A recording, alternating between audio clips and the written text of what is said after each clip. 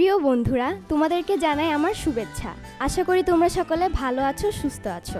আমার নাম শার্লি রয়। আজকে আমি তোমাদের সাথে পুনরুত্থান উৎসব পালন করতে এসেছি। তোমাদের সাথে আছে কিছু বন্ধুরা যারা তোমাদের সাথে পুনরুত্থানে আনন্দ ভাগ করতে এসেছে।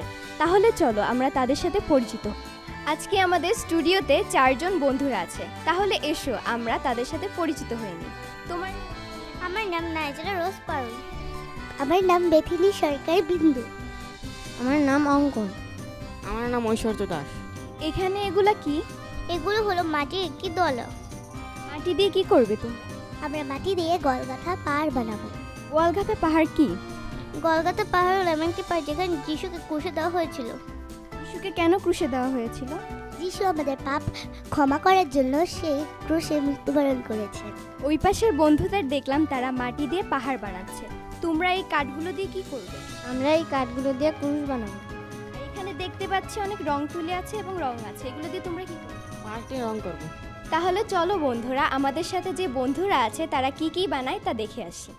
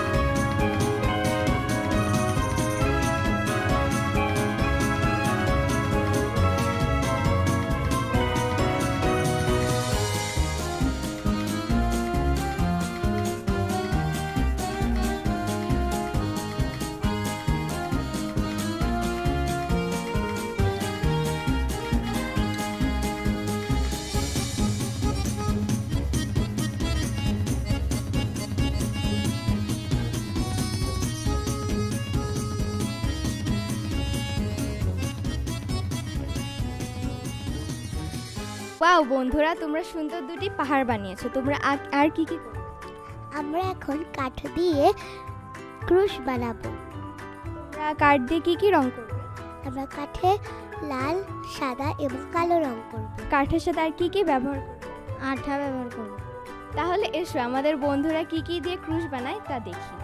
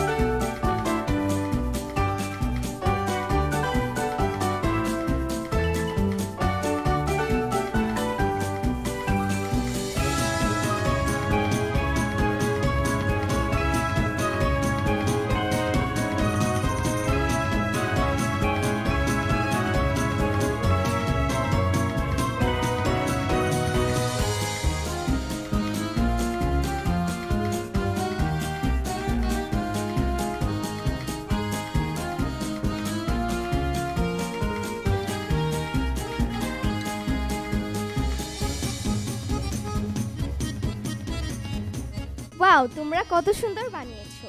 যীশু খ্রিস্ট এই পৃথিবীতে এসেছিলেন নিজের জীবন বলি দিয়ে আমাদের পাপ থেকে মুক্ত করতে।